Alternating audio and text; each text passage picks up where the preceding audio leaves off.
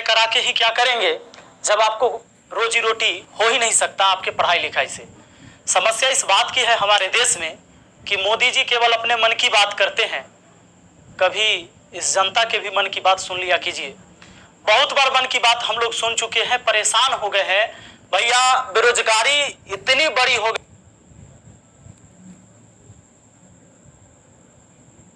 ज्यादा बेरोजगारी हो गई है कि जरा सोच के देखिए कि एक पढ़ा लिखा व्यक्ति जो ग्रुप डी के लिए, जो कि बीएससी कर चुका है, बीए कर चुका है, एमए कर चुका है, पीएचडी कर चुका है, ग्रुप डी के लिए फॉर्म भरता है और 2.5 करोड़ विद्यार्थी फॉर्म भरता है। भैया सोचने वाली बात है, मोदी जी 2.5 करोड़ जनसंख्या युवाओं का कम नहीं होता है। 2.5 करोड़ है तो उसके माँ बाप भी जोड़ लीजिए, भाई बहन जोड़ लीजिए, और वो युवा है तो उस पर उसके परिवार का निगाह टिका हुआ है, उससे एक आस जुड़ा हुआ है उस परिवार का। प्लीज आपसे हाथ जोड़कर विनती है हमारी। अब कहिएगा कि अब पगला काहे गया है, लोग कहेंगे कुछ नेता लोग, देखो हमारा कोई पार्टी या पॉलिटिक्स से कोई मतलब नहीं है, जैसा बीजेपी वैसा ही कांग्रेस, वैसा ही आरजेडी, वैसा ही जदयू, सबका हाल वही है। अगर कांग्रेस का हाल बेकार नहीं होता तो बीजेपी नहीं आता, और आरजेडी का बुरा हाल नहीं होता तो जदयू नहीं आता। सबका यही समस्या है। मुझे किसी पार्टी से मतलब नहीं है, लेकिन मुझे अपने आदरणीय प्रधानमंत्री नरेंद्र मोदी जी से मतलब है। ये छात्र ने आपको बनाया है, ये छात्र ने आपको जिताया है, और केवल आपको अपने मन की बात करने के लिए प्रधानमंत्री नहीं बनाया था। कहेंगे कि तुम्हारा क्या जाता है भैया, तो आपको पता है जब आप देश के खातिर अगर कोई भी चीज युवाओं से आप कहते हैं कि भाई योगदान करो, अभी कोरोना वायरस के समय सब लोगों ने आपका योगदान किया, मैंने भी किया, 1 लाख रुपए डोनेट किया था। मेरा अधिकार बनता है कि मैं आपसे सवाल पूछूं। मीडिया वाले आपसे नहीं पूछेंगे, क्योंकि मीडिया वाले आपके हिसाब से चलते हैं।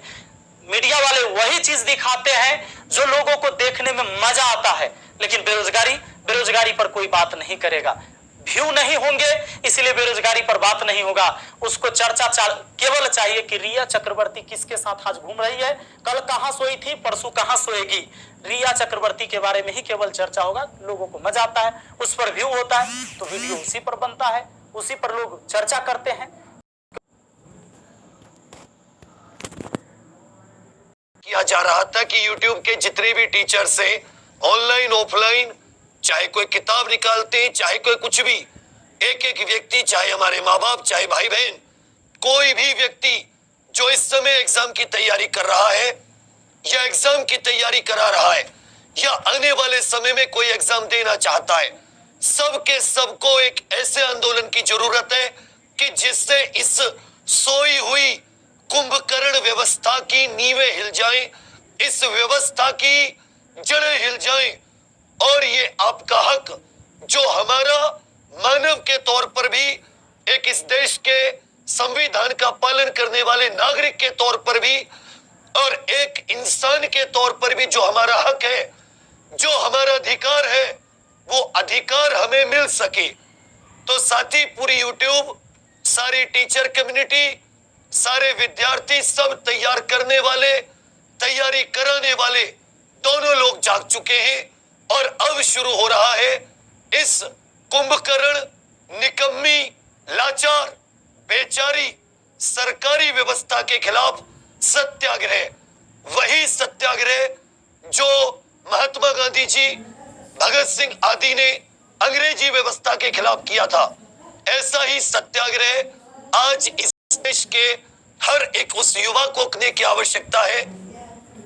हर एक युवा के परिवार वालों को करने की आवश्यकता है, और हर एक युवा को गाइड करने वाले उस टीचर को करने की आवश्यकता है जो इस देश में बदलाव की कोई भी एक किरण देखना चाहते। अन्यथा ये जो दिन आज चल रहे हैं, इन दिन को याद करके आने वाले समय में हम सभी लोग रोया करेंगे कि जब हमें आवाज उठाने का समय था तो हम चुप बैठे, हम लोग शांत बैठे, और हम लोग ऐसे सुन्न पड़ गए इस सरकारी व्यवस्था के सामने। पर अब ऐसा नहीं होना चाहिए। अब तुम्हें उठना होगा, तुम्हें भिड़ना होगा, और यदि तुम्हें ये तुम्हारा अधिकार नहीं देते तो तुम्हें अपना अधिकार हर एक संवैधानिक नियम का पालन करते हुए छीनना होगा, इनसे लेना होगा। तुम्हें या रोड पे आना। नमस्कार, उम्मीद है सबको आवाज़ आ रही होगी। देखो यार, एक बहुत अच्छी मुहिम चल रही है इस समय। जो हमारा स्टूडेंट है, जितना भी एसएससी की तैयारी कर रहा है, सारे बच्चों ने एक मुहिम दौड़ा रखी है कि एसएससी में जो रिजल्ट नहीं डिक्लेयर हो रहा उसके ऊपर कार्रवाई करी जाए। कुछ ने दौड़ा रखी है कि एसएससी और रेलवे के स्टूडेंट के बारे में सोचा जाए। मेरे बच्चों, बहुत सारी कमियां होती हैं बहुत सारी चीज़ों में, लेकिन एक बात है कि जीवन में आप कमियां ढूंढने में रह जाएंगे तो आगे कभी नहीं बढ़ पाएंगे, है ना। तो आज वक्त नहीं है कि इन सारी मुहिमों में कमी ढूंढी जाए और इनमें और क्या बेटर हो सकता है उस पर करा जाए।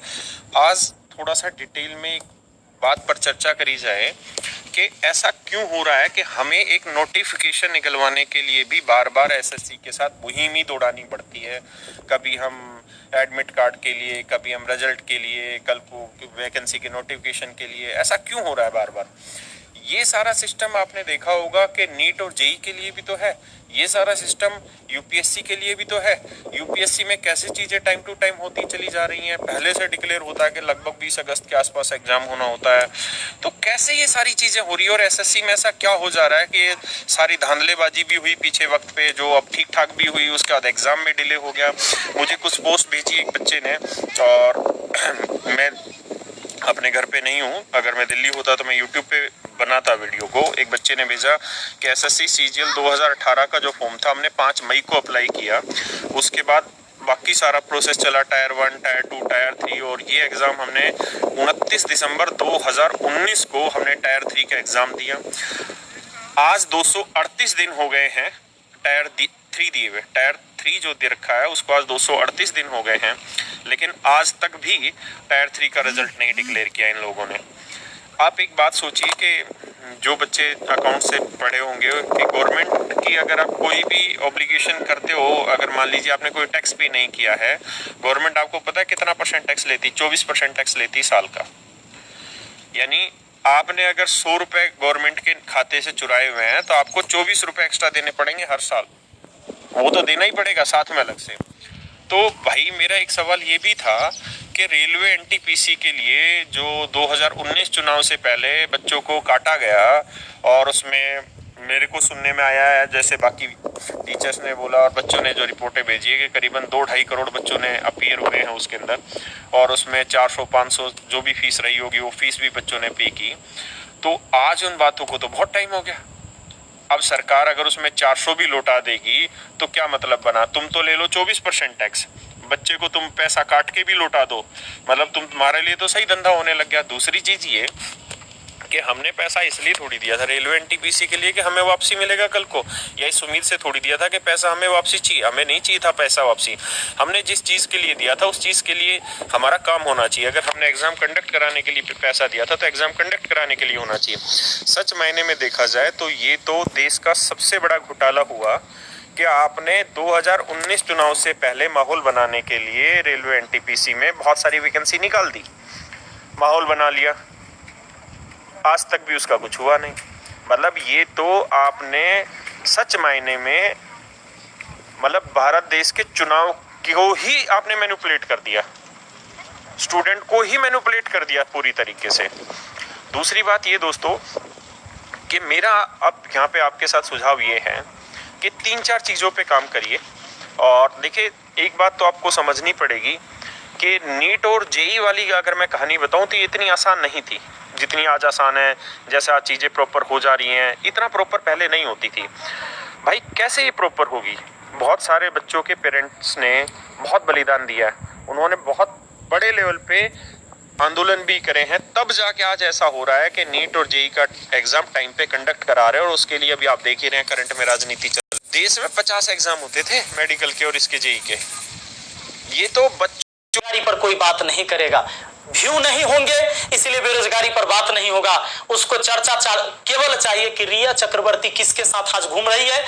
यानी कि 12 अरब प्रॉब्लम यह है भैया कि अब आपको बता देते हैं, पढ़े लिखे लोग 2.5 करोड़ स्टूडेंट जो रेलवे का फॉर्म भरता है जिसमें 500 रुपए सरकार लेती है, इस तरह से टोटल 12.5 अरब होता है रुपया। यानी कि 12 अरब 50 करोड़ बात समझ में आ रहा है? हमें समझ में आ रहा है, क्योंकि मैथ का मैं टीचर हूं तो मुझे समझ में आता है। हमारा गांव में 5 रुपए ब्याज चलता है मोदी जी, 5 रुपए सैकड़ा महीना का ब्याज चलता है। 3 रुपए मान लेते हैं कि मोटा रकम है तो 3 रुपए। अब 3 रुपए से हमने निकाला 3% से महीना का, क्योंकि महीना में ब्याज चलता है गाँव में, तो इस तरह से 12 महीना में 12 3 36% हुआ, 2 साल में 72% हुआ, और ये 12.5 अरब का जो ब्याज हुआ वो 9 अरब हुआ। 2 साल आप लटका दिए रेलवे वाला फॉर्म भरवा के लड़का सबको 500 रुपया लेके। अब आप कहिएगा कि एग्जाम के बाद तो हम पैसा लौटा देते हैं, लेकिन बात यहाँ यह है कि पैसा तो आप लौटा दीजिएगा, 100 रुपया रख लीजिएगा, 400 लौटा दीजिएगा, लेकिन 2 साल में आपने बिजनेस कर लिया है 9 अरब का। भैया बहुत होता है 9 अरब, कोई साधारण बात नहीं है। अब देख लीजिए, आप कहेंगे कि इतना बकर बकर कर रहे हैं, भाई गरीब आदमी है। जब मेरे अकाउंट में केवल 1,23,000 रुपया था ना, तो 1 लाख रुपए हम पीएम केयर फंड में दिए थे। काहे जानते हैं? कि कोरोना से लड़ाई लड़िएगा ना, तो कोरोना से लड़ाई लड़िएगा तो देश हित में ही पैसा जाएगा। इस पैसा से जब वैक्सीन बन के आएगा या हमारे साइंटिस्ट लोग जब इस पर रिसर्च करेंगे वैक्सीन पर, तो खर्च पड़ेगा, खर्च लगेगा। तो आदमी किसके पास जो औकात था, 1 रुपया, 11 रुपया, 100 रुपया, 50 रुपया, 1 करोड़, 500 करोड़, 1000 करोड़ लोगों ने योगदान दिया, जिनसे जो हो सका। पूरा देश आपके साथ खड़ा था, आपके साथ खड़ा था। और याद रखिएगा कि ये युवा बेरोजगार रहेगा तो आपके विरुद्ध खड़ा होगा। भैया तख्ता पलट जाएगा, ये बात पक्का सुन लीजिए। काहे कि आज हम दिल से बात कर रहे, दिल से बात किए थे तब ना मदद किए थे।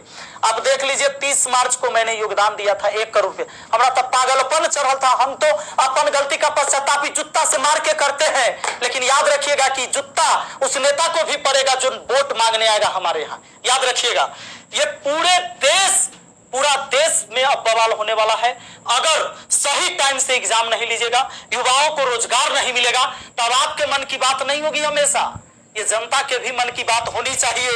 यहां पर आपको पता चले तो जिन लोगों को बुरा लगता होगा सर्च कर लीजिएगा, प्रधानमंत्री राहत कोष में 1 लाख रुपए का योगदान दिया। मैथ मस्ती लिखिएगा, ये लाइन लिखिएगा, मैथ मस्ती लिखिएगा, जरूर आ जाएगा, आपको पता चल जाएगा। हमारा घर भी करकट का है, और फिर भी अकाउंट में 1,23,000 था, 1 लाख रुपया डोनेट किए थे ताकि हमारे देश में खुशहाली आए और इस कोरोना वायरस से हमारा देश लड़े। ए भाई, वो बच्चा के पैसा दिया हुआ है, जो हम पढ़ाते हैं ना, वो वीडियो देखता है ना, वो व्यू होता है, उसे पैसा आता है, वो पैसा हम आपको दिए थे। पाप लगेगा ना, तो तनी ध्यान दीजिए यहाँ पर। ये देखिए, स्थानीय खिलौने बनाकर आत्मनिर्भर भारत बनाइए। खिलौना तो हम बनल है, जैसे मन होता है आप खेल रहे हैं, जो आप कर रहे हैं लोग वही कर रहा है। अब हम कौन खिलौना बने? खिलौना तो जनता बन चुका है आप लोगों का। ये हमारे मोदी जी थे, ये हमारे नीतीश बाबू हैं। इनका चाल सुनिएगा, इनका चाल क्या है।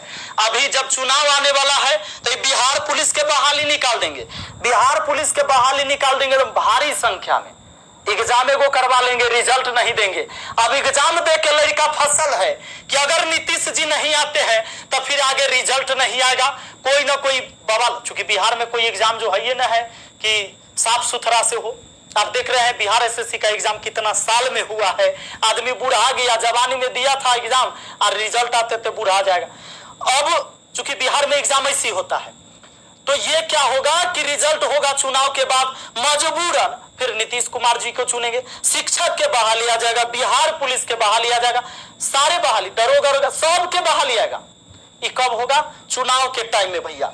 तो नीतीश जी का जो ये था, इसमें इन्होंने कहा कि नल जल का रख रखाव करने के लिए वार्डों को 2-2 हजार रुपया मिलेगा। हे प्रभु, ये 2-2 हजार कहला दे रहे हैं, नल जल के दशा दिखा दें। 33,000 करोड़, 33,000 करोड़ रुपया आपने बिहार में नल जल पर खर्चा कर दिया। आज आपको असलियत हम दिखाते हैं, इस वीडियो में देखिएगा आप लोग जरूर। इस वीडियो को इतना शेयर करिएगा कि मुख्यमंत्री से लेकर प्रधानमंत्री तक पहुंचना चाहिए, बिल्कुल पहुंचना चाहिए कि हमारे जहां से हम हैं वहां की स्थिति आपको दिखा देते हैं कि नल जल का स्थिति क्या है। बेरोजगारी तो भैया आपने ऐसी पहुंचा दिया है यहाँ पर कि लोग अब कुछ करने लायक नहीं है। आप अगर आत्मनिर्भर कहला पढ़वा रहे हैं, शुरू से खिलौने बनवाते, कहला 500 रुपया लेके फॉर्म भरवा लिए और 2 साल में 9 अरब आप ब्याज कमा लिए। प्रभु क्षमा कीजिए, प्रभु इस पर कोई उपाय कीजिए, वरना आपकी तख्ता पलट जाएगी और सारे विद्यार्थी जितने भी छात्र हैं मैं आप सबसे अपील करता हूं, इस वीडियो को शेयर करिए, जितना ज्यादा शेयर हो। और सारे एजुकेशन चैनल वाले जितने भी, चूंकि आपके मीडिया नहीं दिखाएगा, विद्यार्थी का दर्द कोई नहीं समझ पा रहा है, वो वही चीज दिखाएगा जो सरकार चाहती है।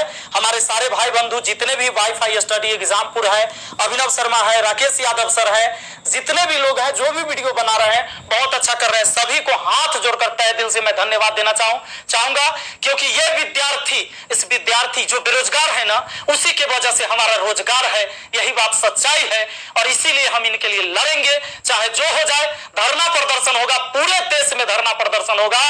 और जहां ये अढ़ाई करोड़ विद्यार्थी सड़क पर उतर गया, तो सुन लीजिए, ये बिहार से लेकर दिल्ली तक हिलेगा, ये बात निश्चित है। एक साथ हम हैं, सबके साथ है। सारे छात्र आंदोलन करने के लिए तैयार रहिए। एसएससी टाइम से एग्जाम नहीं लेती है। एक तो आप वैकेंसी ही कम निकालते हैं, अब वैकेंसी कम निकालते हैं तो जो निकालते हैं ओकर तो कम से कम एग्जाम ले लीजिए, सही से रिजल्ट ले लीजिए, सही से रिजल्ट दीजिए और एग्जाम सही से ले लीजिए, टाइम से ले लीजिए।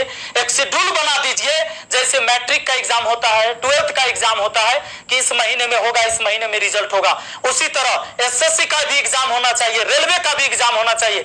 आपको जितने सीट पर लेना है, लेकिन इसका एक टाइम फिक्स होना चाहिए। कितने इस महीने में एग्जाम होगा, इस महीने में रिजल्ट आएगा, इस महीने तक ज्वाइनिंग होगा, ताकि अंधेरे में लोग न जिए। हे प्रभु, ये पाप लगेगा अगर इस युवाओं के साथ गरीब के बच्चा ना जनरल कंपटीशन की तैयारी करता है, आर्मी की तैयारी करता है, गरीब के बच्चा जाता है। कम से कम एकरा साथ इतना अन्याय न कीजिए। ये पाप का घड़ा भर चुका है। मैंने अपने सर पर जूता मारा है।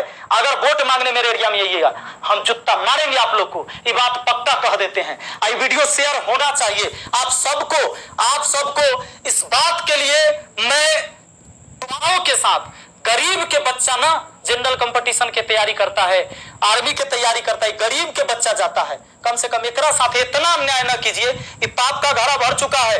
मैंने अपने सर पर जूता मारा है। अगर वोट मांगने मेरे एरिया में आइएगा, हम जूता मारेंगे आप लोग को, ये बात पक्का कह देते हैं। ये वीडियो शेयर होना चाहिए। आप सबको इस बात के लिए मैं कहना चाहूंगा कि आप शेयर करिए, इस वीडियो को पहुंचाइए, जहां तक हो सके इसको पहुंचना चाहिए। और हर व्यक्ति आपसे हाथ जोड़कर विनती है कि हल्ला बोल ये नारा लगाइए और सब लोग पहुंचाइए, सब लोग वीडियो बनाइए, जितने भी एजुकेशन से जुड़े हुए हैं। क्योंकि कोई मीडिया वाला आपको दिखाने वाला ये नहीं है। और बस यही बात कहना चाहेंगे और जल्दी आग के तरह इस वीडियो को फैलाइए। इतना बढ़ गया कि आप सब कुछ समझ ही रहे हैं। निकम्मी है। और जितने भी सरकार के लोग इस वीडियो को देख रहे हैं, मैं साफ और सीधे शब्दों में कहना चाहता हूं कि तुम्हारी सरकार निकम्मी है। आप सबको पता है कि युवाओं के साथ कितना बुरा किया जा रहा है। वो अपनी मन की भड़ास कहां निकाले, उन सबकी मन की भड़ास मैं निकालूंगा। आज हम दिखाएंगे तुम्हें तुम्हारी औकात। इस समय भारत में 10 करोड़ से ज्यादा लोग किसी ना किसी तरीके की बेरोजगारी से जूझ रहे हैं। 2 करोड़ से ज्यादा लोगों की नौकरियां केवल और केवल इस कोरोना के टाइम में गई।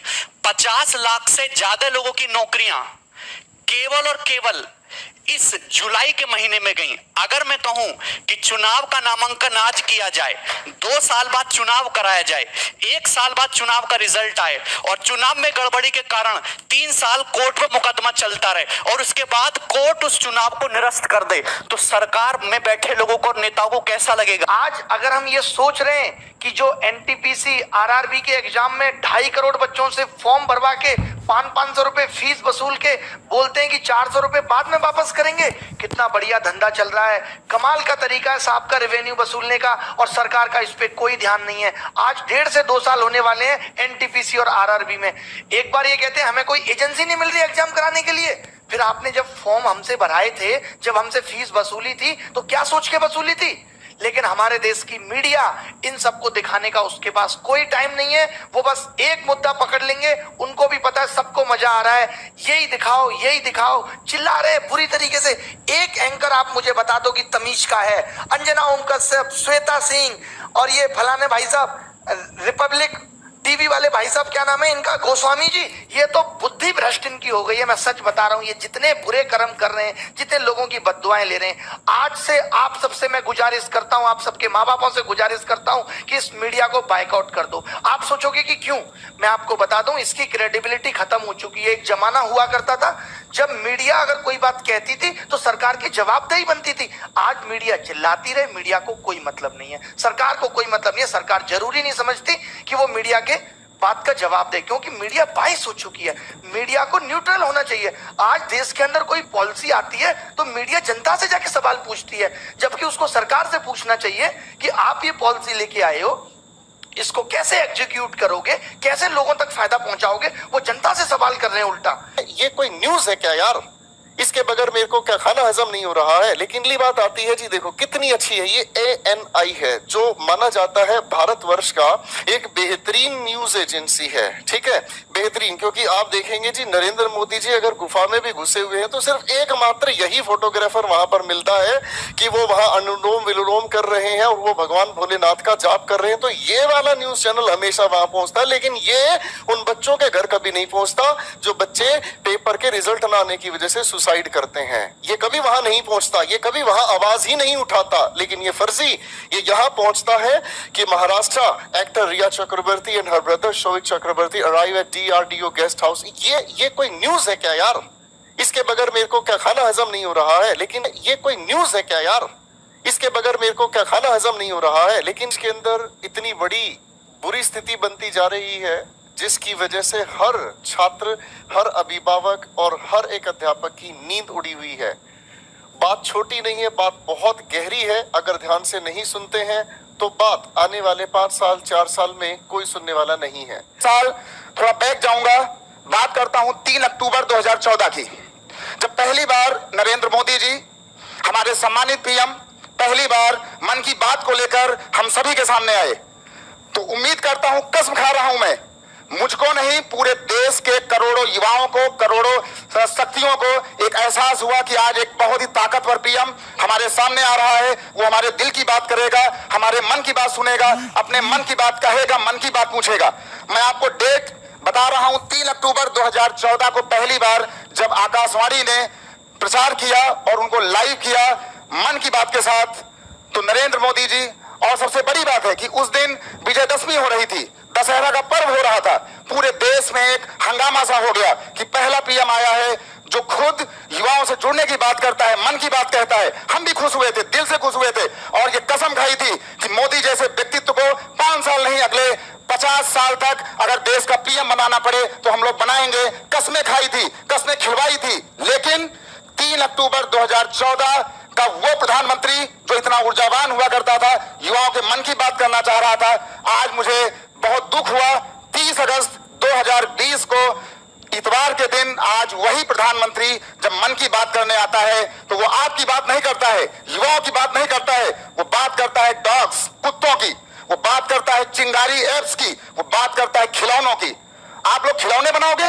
और खिलौनों की बात क्यों करता है वो? क्योंकि 2019 में अंबानी परिवार ने, रिलायंस समूह ने और मुकेश अंबानी ने ब्रिटिश की 259 साल पुरानी बहुत ही प्रतिष्ठित खिलौनों की कंपनी हेमलीज को खरीद लिया है। और आज अब वो अपना सारा पैसा लगाकर उन्होंने देश के तमाम बड़े शहरों में, नोएडा में, बनारस में, गुजरात में, बहुत जगह, ठीक है, तमिलनाडु में वो हेमलीज के बड़े बड़े स्टोर खोल रहे हैं।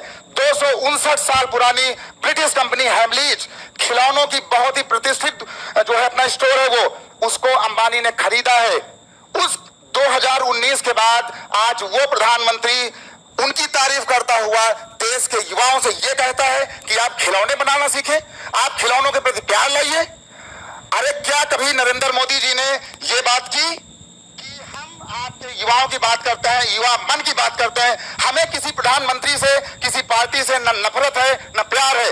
जो पार्टी हमारे लिए काम करेगी, युवाओं को रोजगार देगी, हमारी बात करेगी, हम उसकी बात करेंगे। प्रधानमंत्री कोई बने, प्रधानमंत्री आकाश से आए, जमीन से आए, तमिलनाडु से आए, गुजरात से आए, उत्तर प्रदेश से आए, बिहार से आए, लेकिन वो हमारे युवाओं की बात करे। वो प्रधानमंत्री जिससे हम सभी को उम्मीदें हमने लगाया हुआ था, वो कुत्तों की बात करता है, डॉग्स की बात करता है, चिंगारी एप्स की बात कर रहा है। इसके बाद क्या प्रधानमंत्री नरेंद्र मोदी जी ने आज तक कभी सभी लोग बता दें। मैं किसी का विरोध नहीं कर रहा हूं। क्या प्रधानमंत्री नरेंद्र मोदी जी ने आज तक युवाओं के बारे में कभी मन की बात की? मैं दावे के साथ कहता हूं, 200% दावे के साथ कहता हूं, कभी नहीं किया। क्या प्रधानमंत्री मोदी जी ने कभी युवाओं की बात सुनी? नहीं सुनी। शायद सर वो समझते नहीं युवाओं को और उनकी बात उन तक पहुंचे। मुझे तो एक उम्मीद ही थी कि ये सभी लोग जमीनी लोग हैं, जब सत्ता में आएंगे तो हमारी बात सुनी जाएगी, हमारी बात कही जाएगी। वो प्रधानमंत्री जब आज मोर को दाना चुकाता है तो आप जैसे करोड़ों लाखों युवा उसकी फोटो खींच रहे हैं। याद रखिए, आज आप मोर चुकते हुए दानों की फोटो खींच रहे हैं। अगर आपके हालात यही रहे और आपने अपने क्वेश्चन, अपने प्रश्न अगर आपने सरकार से नहीं पूछे तो आपकी जिंदगी, आपका परिवार, आपके माँ बाप, आपके आने वाले बच्चे खुद मोर बन करके नाचेंगे और उसको नचाने वाली आज की सरकारें होंगी। सरकार कोई भी हो, मुझे डर नहीं है, मुझे जेल भेजा जाए। मैं आप सब करोड़ों युवाओं के लिए मुझे तिहाड़ जेल में डाला जाए, मैं जेल डालने से नहीं घबराता हूं, अपनी बात खुलकर बोलता हूं। और आज मैंने आपके लिए ये देख लीजिए, आज मैंने कई पन्नों का पूरा शोध करके 4 घंटे मैंने काम किया है, पूरा दिन लगाया है, अपने मन मस्तिष्क को तैयार किया है, क्योंकि आज मैं मन की बात करने आ रहा था आपके लिए, युवाओं के लिए। मैं प्रधानमंत्री जैसा नहीं हूं कि जो सिर्फ अपनी बात करे। मेरा किसी के साथ कोई विरोध नहीं है। प्रधानमंत्री जी, आप जो है राम मंदिर बनवाइए, हम आपके साथ हैं। आप धारा 370 हटाइए, हम खुलकर आपके साथ हैं, अपना खून पसीना बहा देंगे। लेकिन अगर आपने या आपकी पार्टी ने या सरकारी नुमाइंदों ने, अधिकारियों ने अगर हमारी बात नहीं की, अगर हमारा युवा आत्महत्या करने को विवश हुआ तो ये करोड़ों युवा, कई करोड़ युवा चुप नहीं बैठेंगे, जेल जाने से नहीं डरेंगे। मैं खुलेआम कहता हूं। दूसरी बात, ये जो भांड मीडिया है, अमीश देवगन, न्यूज 18, इसके बाद वो जो एक रोज आता है पूछता है भारत लेकर, उसका नाम वो पूछता है भारत कैसे बड़बड़ा रहा है, मुझे समझ में नहीं आता। पूछता है भारत। अर्णब गोस्वामी ने क्या आज तक कभी आपसे पूछा कि युवा क्या चाहते हैं? क्या युवाओं के मन की बात पूछी? क्या कभी पूछता है भारत में अर्णब गोस्वामी ने प्रधानमंत्री जी आपसे कुछ पूछा? मैं दावे के साथ कहता हूं, इन चमचों के अंदर इतनी औकात नहीं है जो आपसे कोई बात ऐसी पूछ सके। अमीश देवगन, आज तक ये जितने भी लोग हैं, इनको मैंने पिछले 4 महीने से देखना बंद कर दिया है और कसम खाई है कि मैं खुद, हमारी पूरे लोग, हमारे टीचर्स, हमारे बच्चे, हमारे साथी, हम खुद इतने ताकतवर हैं, हमारे पास करोड़ों लोगों की सब्सक्रिप्शन है, हम अपनी बात खुद उठाएंगे, आगे आएंगे, लेकिन इन भाड़ मीडिया की बात नहीं मानेंगे, इनको हम बाकायदा करेंगे। अगर मीडिया के अंदर औकात है तो किसी भी नेता को लाकर, हम जैसे जो हमारे 4-10 जो हमारे शिक्षक हैं, उनको प्रत्येक महीने में एक बार डिबेट के लिए खुलेआम बुलाया जाए। अगर उनकी औकात है, हम भी अपनी बात को रखना जानते हैं, हमें बुलाया जाए और हम अपनी बात रखेंगे। मुझे अपनी बात, हमारे जो साथी हैं, हमारे जो देश के सारे फैकल्टी हैं, उनको अपनी बात रखना आता है तो हमें मौका दिया जाए, नहीं तो हम मजबूर हो जाएंगे आंदोलन करने के लिए। और सबसे बड़ी बात है कि अगर बिहार में चुनाव नहीं होता तो मैं दावा कहता हूं, ऐसे हजारों सुशांत सिंह मार दिए गए हैं और आगे भी मारे जाएंगे। ये भाड़ मीडिया, ये डिबेट, दावे के साथ कहता हूं कुछ नहीं होगा। इनकी केवल चाल है बिहार चुनाव को जीतने की। इन्हें कोई मतलब नहीं है युवा नौकरी से, युवा शक्ति से। हमारी बात खराब हो तो आप करोड़ों बच्चों, आप मुझे गाली दो, मुझे गाली सुनना मंजूर है, लेकिन हम इन भाड़ नेताओं को, भाड़ मीडिया को और जो ये कमीने अधिकारीगण हैं जो इतना पढ़ लिख करके सरकार की नुमाइंदगी करने वहां पहुंचते हैं और आज वो आपकी बात नहीं उठाते हैं। सबसे पहले मैं ट्विटर पे जुड़ी हुई कुछ खास खबरें आपके साथ पेश करूंगा दोस्तों, और उसके बाद मुद्दे पर लेकर आना चाहूंगा। ये वो नामी गिरामी ट्विटर हैंडलर्स हैं जिनकी बातें पूरा का पूरा भारत ही नहीं, भारत के बाहर के लोग भी पढ़ते हैं, लेकिन कभी इन्होंने कभी इन्होंने इस मुद्दे पर आवाज उठाई नहीं, जिसकी वजह से एक देश का भविष्य निर्धारित होता है। सबसे पहले देखिए द हिंदू ने क्या कहा है। आज सुबह के एक ट्वीट में इन्होंने ये कहा है कि भाई मेट्रो सर्विसेज को ये 7 सितंबर से शुरू कर देंगे और इनकी कैलिब्रेटेड सेंस होगी, ठीक है, कैलिब्रेटेड इनकी मैनर होगी। अब ये कैलिब्रेटेड मैनर क्या है ये भगवान जानता है, ठीक है ना। इसका मतलब जहां से सरकार को रेवेन्यू आना शुरू हो जाए वो सर्विसेज चालू कर दो, उसमें कोई दिक्कत नहीं, वहां कोरोना नाम की कोई चीज नहीं है। देश में जहां से रेवेन्यू आ सकता है उन चीजों को आप चालू कर दीजिए, उसमें कोई भी प्रॉब्लम नहीं है। तो ये द हिंदू का कहना है। जिस हिंदू को बच्चा सुबह हर रोज भागवत गीता की तरह पढ़ना चाहता है, वो बच्चा जो यूपीएससी, एसएससी और रेलवेज के एग्जामिनेशन की तैयारी करता है, जो भागवत गीता की तरह पढ़ता है, कुरान शरीफ की तरह पढ़ता है, वो हिंदू की खबर ये है। लेकिन इनके पास इतनी फुर्सत नहीं है कि ये देश के इस युवा के लिए रोजगार की मुद्दे को उठा सकें, जिसमें इनका कुछ भी नहीं लगता, लेकिन इनका सब कुछ बिगड़ता नजर आता है। मैं दूसरी खबर आपको दिखाना चाहूंगा दोस्तों, ये है हमारे हिंदुस्तान टाइम्स का एक ट्वीट, सुबह का ये ट्वीट है दोस्तों। और इन्हें देश के अंदर कोरोना फैला हुआ है और इनके लिए क्या इंपॉर्टेंट है, you are going to be sorely missed from CSK।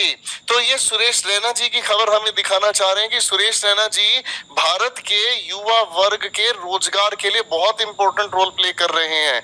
मुझे शर्म आती है इस मीडिया के बिके हुए चेहरे को आपके सामने लाते हुए, और फिर मैं मुद्दे की बात करूंगा दोस्तों।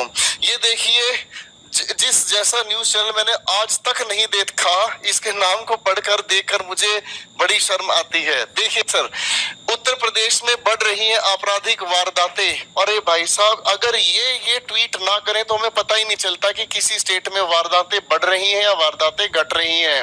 अगर ये ऐसा ना दिखाए तो हमें महसूस ही नहीं होता कि देश के अंदर वारदातें बढ़ रही हैं, वारदातें घट रही हैं। I can't believe this। खैर, एक और देखिए भाई साहब, ये है हमारे NDTV, ये लिखते हैं Andhra man beaten head shaved over alleged theft at film makers home. एक फिल्म मेकर के घर कोई इंसान घुसा जिसको पीटा गया और उसके बाल गंजे कर दिए गए। तो भाई साहब, ये खबर इनके लिए इतनी ज्यादा इंपॉर्टेंट है, ऐसा लगता है कि इसकी वजह से करोड़ों जो बेरोजगार लोग बैठे हैं उनके घर में 2 वक्त की रोटी का इंतजाम हो जाएगा। ये NDTV की मुहिम है। एक और दिखाता हूं मेरे दोस्तों आप लोगों को, ये तो आजकल हर दिल पे छाई हुई है खबर। मुझे ऐसा लगता है लोगों को अगर कोई बीमारी है ना, बीमारी की दवाई बाद में लेते हैं। ऐसा लगता है कि रिया चक्रवर्ती को सलाखियों के पीछे पहुंचाने से उनके जीवन में अत्यंत सुकून प्राप्त होगा। देखिए जनाब क्या लिखते हैं, सुशांत केस के लिए DRDO गेस्ट हाउस में रिया और भाई शोवक CBI कर रही है पूछताछ। अरे एक बात बताओ बदतमीज इंसानों, तुम लोगों को ये खबर छापने के लिए, ट्विटर हैंडल के लिए, मतलब ऐसी खबरें आपके लिए ज्यादा इंपॉर्टेंट है कि ये भी बताना कि CBI ने इनको उस पर्टिकुलर जगह पर इनसे पूछताछ कर रही है। अरे भाई हमें करना क्या ये तो बताओ, क्या इससे मुझे रोटी मिलेगी? खैर, कोई आपका प्यारा है जी हिंदुस्तान टाइम्स, और ये कहता है 4 फीट लंबा सांप इन्हें मिला साकेत मेट्रो स्टेशन में, ठीक है जी। और ये जनाब इस सांप को पकड़े हुए भी हैं। अबे नालायकों, सांप यहाँ नहीं है, सांप हमें दिखाई दे रहा है कि सांप एक्चुअल में कौन है, ठीक है ना जी। हमें इन्हें पकड़ना होगा, ठीक है। हम लोगों की वजह से ही, हम इस युवा वर्ग की वजह से ही ये लोग हमसे खेल रहे हैं। क्यों? क्योंकि हम लोगों को इनकी ये खबरें बड़ी अच्छी लगती हैं। मैं अपना फेसबुक चलाता हूँ, उस फेसबुक के ऊपर यही स्पॉन्सर्ड मुझे बहुत सारी वीडियोस देखने को मिलती हैं, ऐसी न्यूज देखने को मिलती हैं, पर कहीं पर भी सरकार से ये सवाल पूछने वाला कोई नहीं है कि हमें रोजगार के लिए जो हमने रेलवेज के एग्जामिनेशन फिल किए, SSC के एग्जामिनेशन फिल किए, एग्जामिनेशन कंडक्ट हुए, उनका रिजल्ट कहाँ है, पर कोई पूछना। एक और देखो ना, अभी तो तुम्हें मैं ऐसे चुटकुले सुनाऊंगा, आज भाई साहब रातों की नींद उड़ जाएगी। उनकी जो आने वाले टाइम में इलेक्शन में फिर से जीतने की उम्मीद करे बैठे हैं। माई फुट देखो भाई साहब, ये भाई साहब कंगना रनौत है, जिनका बहुत अच्छा अपना बॉलीवुड में नाम कमा लिया इन्होंने, और वो भी किस लिए, ये हर किसी के बारे में बुरा बोल सकती हैं, ये हर किसी की वास्तविकता लोगों के सामने ला सकती हैं, लेकिन इन्हें रोजगार दिखाई नहीं देता। इन्हें ये दिखाई नहीं देता कि हर घर में एक युवा वर्ग, एक बहन बेटी तैयारी कर रही है, एक भाई बहन तैयारी कर रहे हैं, उन्हें नौकरी की जरूरत है। देखिए इनका कितना अच्छा मुद्दा है। ये कहती हैं जब किसी एक्टर को विज्ञापन के लिए साइन किया जाता है तो उससे पहले एक्टर्स का ड्रग टेस्ट होना चाहिए। अरे आप एक बात ध्यान से सोच कर देखें मैडम, क्या ये सेंसिबल बात है? और इनसे पूछने से पहले मैं इसको देखूंगा जिस जैसा घटिया चैनल आज तक मैंने नहीं देखा। ये क्या कहना चाहते हैं सोचकर तो देखिए। ये है इनके ट्विटर हैंडलर्स जो हमें ऐसी बदतमीज चीजें दिखाना, वाहियात चीजें दिखाना चाहते हैं जिनके कोई सेंस नहीं है। जब बात आती है देश के रोजगार पर तो बात उठती है मन की बात, वहां पर भी लेके चलूंगा, थोड़ा सा देखते रहिए। ठीक है जी। एक अगली बात आती है जी, देखो कितनी अच्छी है ये ANI है, जो माना जाता है भारतवर्ष का एक बेहतरीन न्यूज एजेंसी है। ठीक है, बेहतरीन, क्योंकि आप देखेंगे जी नरेंद्र मोदी जी अगर गुफा में भी घुसे हुए हैं तो सिर्फ एकमात्र यही फोटोग्राफर वहां पर मिलता है कि वो वहां अनुलोम विलोम कर रहे हैं और वो भगवान भोलेनाथ का जाप कर रहे हैं, तो ये वाला न्यूज चैनल हमेशा वहां पहुंचता है। लेकिन ये उन बच्चों के घर कभी नहीं पहुंचता जो बच्चे पेपर के रिजल्ट ना आने की वजह से सुसाइड करते हैं। ये कभी वहां नहीं पहुंचता, ये कभी वहां आवाज ही नहीं उठाता। लेकिन ये फर्जी ये यहां पहुंचता है कि Maharashtra actor Rhea Chakraborty and her brother Showik Chakraborty arrive at DRDO guest house. ये कोई न्यूज है क्या यार? इसके बगैर मेरे को क्या खाना हजम नहीं हो रहा है। लेकिन with photographs, what a coincidence. कैसा लगा इनका मजाक? अभी और दिखाता हूं दोस्तों, आप लोगों का भी दिमाग खराब होना शुरू हो जाएगा कि हम किस मीडिया पर ट्रस्ट करे बैठे हैं और किस मीडिया से हम ज्ञान की बात करना चाहते हैं। ये सुबह के ट्वीट्स हैं हमारे बीजेपी और नरेंद्र मोदी जी का। And here it comes, live gentleman आ रहे हैं मन की बात करने के लिए और सभी के सभी लोगों ने मन की बात को सुन भी लिया है। सभी के सभी लोगों ने मन की बात को सुन लिया, जिसके अंदर उन मुद्दे उठाए गए हैं किस चीज के, खिलौने भारत में बनाए जाएंगे। अरे तुम लोगों ने यहाँ युवा वर्ग को खिलौना बना डाला है भाई, तुम इसको तो रोजगार दे लो यार। कौन खरीदेगा खिलौनों को? मैं मुद्दे पर आ रहा हूं, पहले आप ध्यान से देखो हमारी मीडिया किस हद तक गिर चुकी है और इस मीडिया ने क्या धज्जियां उड़ाई हैं इस युवा वर्ग की डिमांड्स की।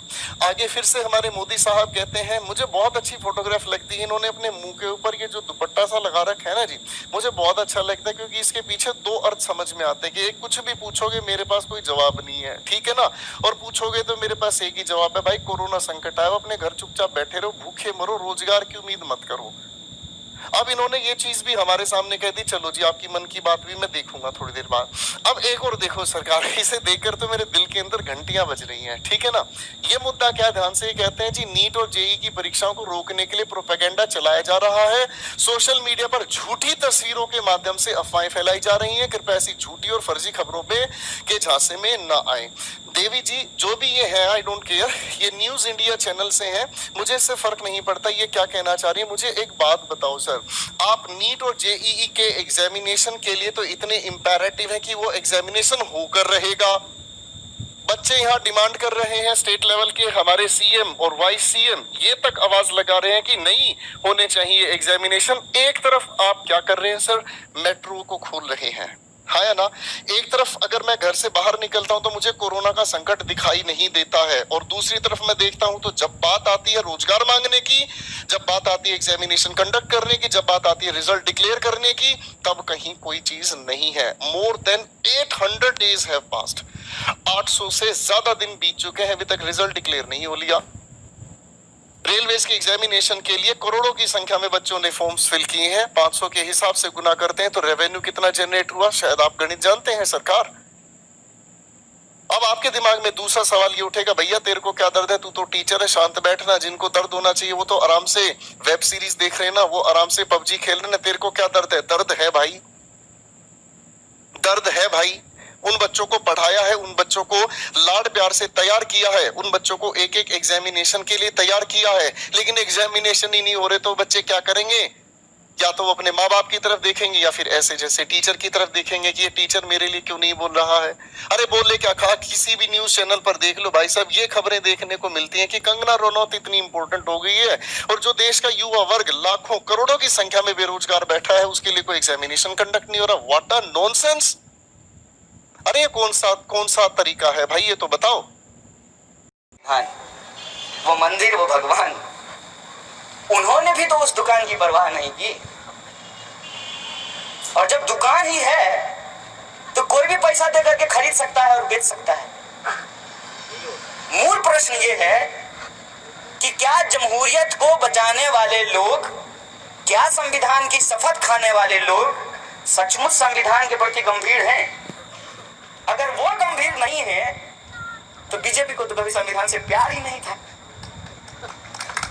हम लोग प्रश्न ही एक्चुअली दूसरे तरीके से कर रहे हैं, इसीलिए मूल सवाल पे पहुंच नहीं पाते। आखिर आप मुझे बताइए कि भाजपा संविधान क्यों बचाए? कोई एक कारण बता दीजिए। भाजपा तिरंगे झंडे का सम्मान क्यों करे? भाजपा इस देश का इतिहास क्यों ना बदल दे? क्योंकि ये सारी चीजें उसकी राजनीति के खिलाफ है। लेकिन जिनको बचाना था संविधान, दिल में